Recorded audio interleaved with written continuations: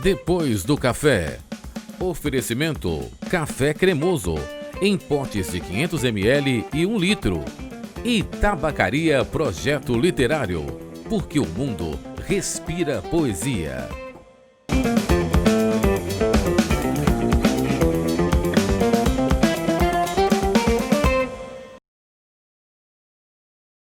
Olá, muito bom dia para você. Está começando mais um Depois do Café, aqui pela sua Vim TV. E você já sabe, todos os dias às 8h30 da manhã, nós temos um encontro aqui para falar sobre diversos temas, não é mesmo? E hoje nós estamos recebendo um grande amigo, uma pessoa muito especial, né? Nosso querido Georgino Neto, ou Gino Neto, né? Georgino Neto, que é doutor em Estudos do Lazer pela UFMG, também é professor de História da Educação Física da Unimontes e que está aqui conosco para falar das suas muitas novidades. Ele sempre tem novidades e traz para a gente aqui. Eu quero dar o meu bom dia para você e dizer que já fazia tempo que não acontecia esse nosso encontro aqui. Bom dia, Gino. Bom dia, Nairlan. Bom dia a todos os ouvintes, assistentes, porque nesse novo formato, né? Exatamente. Tem pessoas escutando, tem pessoas assistindo, então, bom dia a todos aí que prestigiam seu programa Depois do Café, que é um programa delicioso, não canso de falar, né? Faço muita propaganda aí dele, porque esse formato de web rádio, mesmo nos tempos pandêmicos, né? Tem sido bastante importantes aí para informar, para entreter, e é sempre um prazer estar participando aqui. Essa é a minha terceira participação no Depois do Café, daqui a pouco eu ganho a carteirinha de sócio aí. Não, a carteirinha de sócio já foi entregue a você antes da sua participação, né? Porque você já é sócio disso aqui desde o início, né? Dino, deixa eu falar com você. Alguém já te falou que você tá a cara do seu pai? Eu acho que foi por isso que eu saí das redes sociais, tá todo mundo falando. Não, eu vou ficar igualzinho ele agora, mas como ermitão, sabe, escondido. Vai esconder feito um bicho na toca? O bicho eu tô intocado. Tá certo, tá certo. Bom, eu não dizer, nem que a gente não quisesse, né? Nesse momento, a gente está intocado mesmo, de alguma forma. É E eu verdade. queria, antes de falar, né, um pouco sobre o artigo muito importante, né, da sua autoria, eu gostaria que você falasse um pouco sobre esse momento pandêmico, qual é a sua visão, como é que você enxerga esse momento que a gente está vivendo, gente? Sim, vamos lá.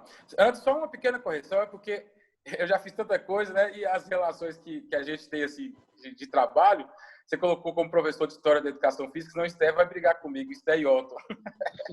Eu já tem um tempinho que eu não leciono mais a disciplina História, embora eu esteja com o Grupo Observatório do Futebol e do Torcer, eu desenvolvo estudos de História do Futebol e do Torcer. Mas, como professor mesmo lá na Unimontes, eu estou mesmo com lazer e sociologia, essas coisas mais doidas, assim, um pouco, né? Não, perfeito, né? A correção tem que ser Mas você feita. não está equivocado, não, porque eu já trabalhei muito tempo com a disciplina de História. É porque tem uns 5 anos que eu já não trabalho mais com ela. Mas antes, Cara, aquelas invenções nossas lá do memorial, era a época que eu trabalhava com História, né? Então, isso fica na sua cabeça aí. É isso, né? É isso que eu ia falar, assim, que às vezes a gente vai se vendo assim, e o mais interessante é que às vezes a gente termina realizando um encontro aqui mesmo depois do café, né? E entre meio acontece tanta coisa na vida de um e de outro, né? Aí a gente se perde. Professor Esté, um forte abraço, né? Professor Esté que está também sempre à frente, né, Gil? Esté é muito competente, nossa gaúcha lá do Departamento de Educação Física. E o Rogério Otto também, que na verdade o Rogério Otto é o professor da disciplina de História, né? A Esté tem um grupo de História, o professor Rogério Otto ministra a disciplina de História do Esporte e da Educação Física, e eu fico lá batendo bola com os dois lá, com o futebol, com a história do futebol. Perfeito. Certíssimo, senhor Gino. Bom, então vamos falar de tempos pandêmicos, né? E aí? Pois é, então, interessante, assim, porque essa pandemia, ela meio que nos obriga a rever uma série de posicionamentos, né? Do nosso cotidiano, nos vários aspectos aí. Eu que trabalho com a questão do lazer, né? E estudo a questão do lazer, particularmente essa pandemia, ela provoca uma série de alterações no que diz respeito mesmo à questão da ocupação do tempo, que é o que a gente acaba mesmo estudando no lazer, né? Como as pessoas têm ocupado o seu tempo nesse momento de pandemia. Bom, dá para falar sobre muita coisa, vou tentar assim, ser bastante sucinto, né? Primeiro, a gente tem uma má gestão governamental, né? No que tange aí a pandemia. Quer dizer, embora o governo tenha tido alguns acertos, né? Mais por pressão mesmo, às vezes, do Congresso ou das classes populares, né? A questão mesmo do auxílio emergencial, quer dizer, fazer uma cobertura econômica para os mais necessitados, enfim. Isso foi um acerto, né? Mas um acerto muito negociado. Mas em outros aspectos, o governo tem sido bastante negligente, né? Durante muito tempo assumiu um tom negacionista, ultimamente um tom mais de fuga, né? Não colocando a responsabilidade sobre ele. Então, isso acaba gerando o que eu tenho chamado de alargamento da crise, porque você estende o período da pandemia. Quer dizer, quanto mais tempo as pessoas não entenderem, né, a necessidade do distanciamento, do uso da máscara, de algumas profissões que podem ficar em stand-by, né, por mais impacto econômico que tenha, quer dizer, alguns serviços são de fato essenciais, mas outros podem ser redimensionados, né? Mas isso tem estendido a pandemia por um tempo maior. A gente vê isso com relação a outros países que passaram pela pandemia 2, 3 meses e a curva decresceu muito rapidamente depois que as medidas foram acertadas, né? A gente já está 4, indo para 5 meses e a curva, em alguns locais, em ascendência ou em platô, né? Então, isso demonstra que a gente ainda vai demorar mais 1, 2 meses, talvez, para essa curva descer e aí a gente ter uma volta ao normal, ao antigo normal, né? Que é o novo normal agora. Vai demorar mais um pouquinho. Então, quer dizer, o Brasil vai ficar 6, 7 meses, isso é impensável, né? Um país ficar 6, 7 meses numa crise pandêmica, assim. Isso se deve muito a essa confusão governamental, as demoras de tomada de decisão acertadas, enfim. Mas para uma parte da população, né, que se viu forçada a ficar isolada, confinada ou distanciada, né, isso provocou uma mudança de alteração de hábitos e é interessante refletir sobre isso, né? Assim, eu até escrevi um texto sobre isso, né? Porque a nossa sociedade, século XX, vamos dizer assim, né? O historiador Hobsbawm gostava de colocar o breve século XX, né? Porque é o século da modernidade, da instauração da modernidade, né? Então, e a modernidade tem como características essas peculiaridades, né? Quer dizer, de um individualismo exacerbado, né? De experiências vertiginosas, então é tudo muito rápido, tudo muito veloz, né? E de consumo também exagerado. Então, essas 3 características, olha que interessante, né? A pandemia fez a gente retroceder um pouco nessas características da modernidade, né? No lugar do individualismo, a gente agora sente a falta do outro, do contato, enfim, dos encontros. No lugar do consumo, a gente tem a parcimônia, né? Então, quer dizer, a gente se viu também forçado a consumir com moderação agora. E no lugar da vertigem, da correria e tal, a gente tem passado por um momento de quietude, de calmaria. E embora a gente não esteja acostumado, né? Porque a gente foi muito forjado mesmo nessa coisa de estar correndo, de estar sempre fazendo alguma coisa. E agora a pandemia meio que estabelece o freamento do mundo, né? Assim, diminuir aí um pouco a velocidade e a gente estranha isso, né? Eu costumo, para finalizar, né, eu costumo fazer a analogia do trem, né? O século XX, e principalmente o XXI, né, que é o tempo da hipermodernidade, a modernidade acentuada, né? É como se fosse um trem-bala, né? Um TGV ali de 600 km por hora e que a gente sentado ali na janela do trem-bala, quando olha pela janela, a gente não vê a paisagem definida, a gente vê um borrão, né? Em função da velocidade, você não consegue ver a paisagem, né? Você vê um borrão da paisagem. E quando a gente está sentado numa Maria Fumaça, né? Que anda ali a 30 km por hora, devagarzinho, né? E a gente olha pela janela da Maria Fumaça, você consegue ver a paisagem resoluta, né? Bem definida. Então, eu costumo fazer essa analogia do trem-bala com a Maria Fumaça, eu costumo dizer que a gente saiu da poltrona do trem-bala e agora, com a pandemia, a gente foi forçado a sentar na poltrona da Maria Fumaça, né? Então, agora a gente olha o mundo devagar, com tempo, com calma, e consegue ver as coisas com a melhor definição. A questão é se a realidade que a gente está vendo agrada ou assusta, né? Pois é, foi bom você tocar nesse assunto aí, porque, veja bem, o que que acontece, Gino? E aí eu vou, né, vou exatamente te levar para esse campo sociológico.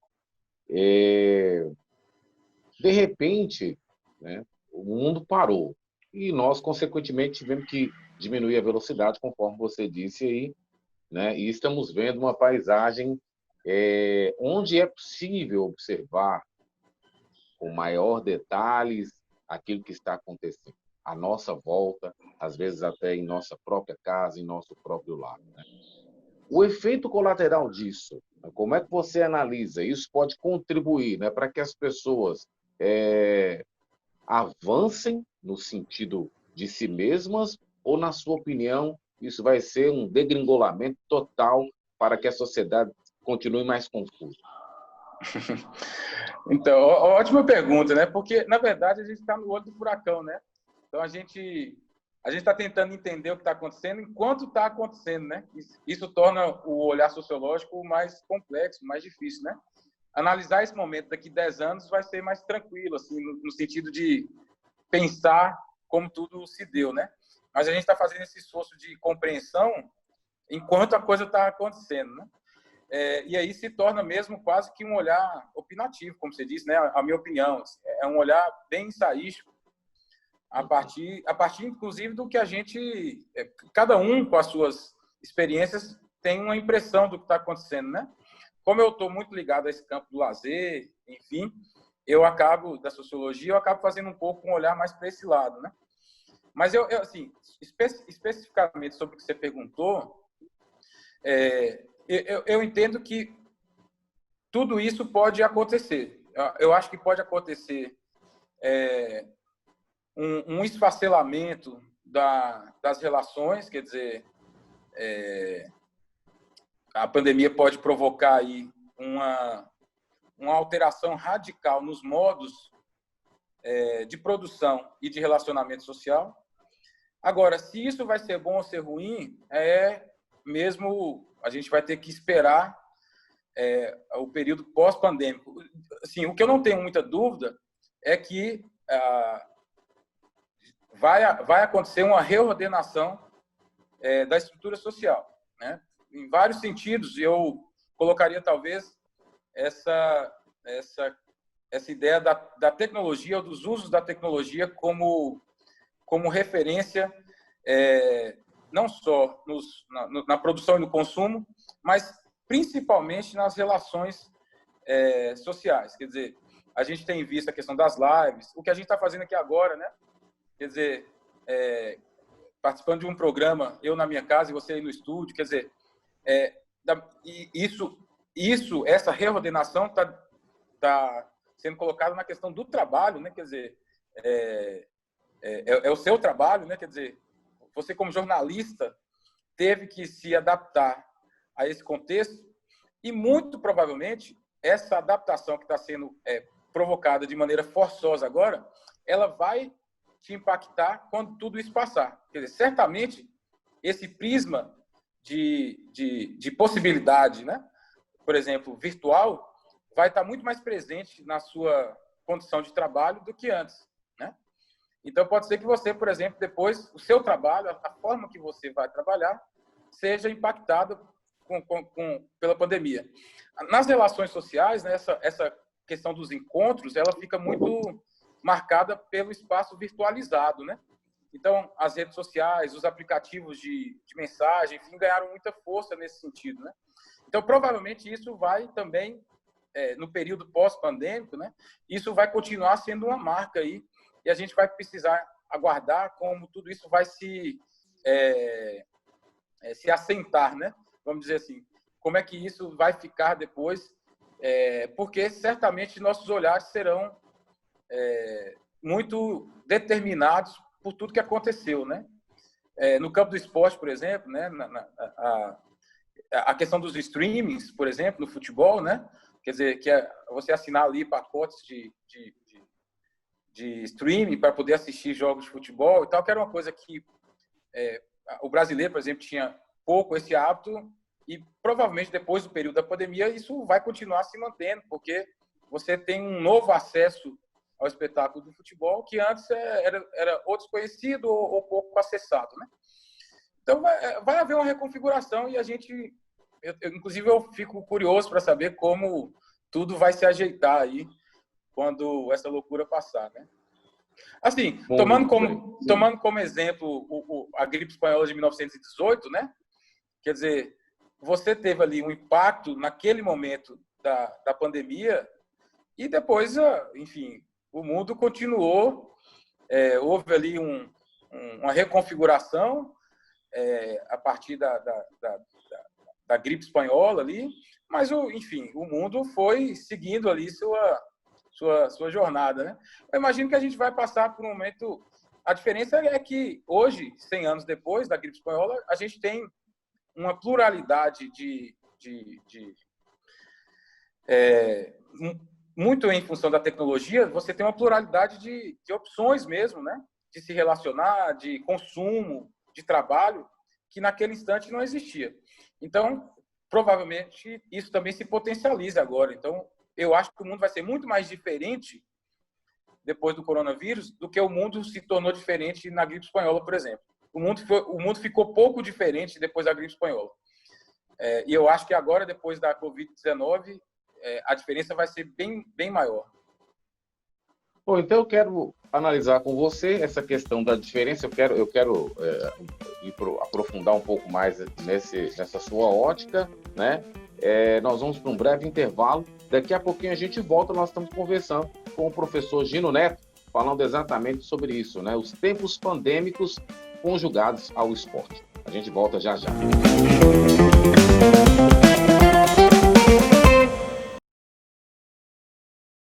Depois do café, oferecimento Café Cremoso, em potes de 500 ml e 1 litro. E Tabacaria Projeto Literário, porque o mundo respira poesia.